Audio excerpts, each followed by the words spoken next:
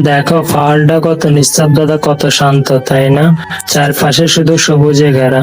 বাতাসটা এমন ঠান্ডা, মনে হয় সব চিন্তা উড়ে যায়।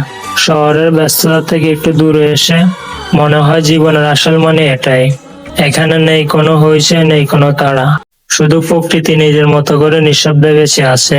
পাহাড়ের দিকে তাকালে মনে হয় কেমন যেন একটা শান্ত অনুভূতি আসে ভিতর থেকে, যেন পাহাড় বলছে একটু থামো, নিজেকে একটু সময় দাও। আমরা সবাই কিছু পেতে চাই, কিন্তু শান্তিটা হারিয়ে ফেলি কোথায় যেন। এই পাহাড় শিখায় জীবন মানে শুধু দৌড়ানো না, মাঝে মাঝে থেমে তাকানো দরকার। কারণ প্রকৃতির মতো শান্ত হলে তবে সত্যি সুখী হওয়া যায়। মাঝে মাঝে সবাই একটু প্রকৃতি হারিয়ে যাওয়ার চেষ্টা করবেন। আর ভিডিওটা কেমন লাগছে সবাই একটু কমেন্টে জানাবেন।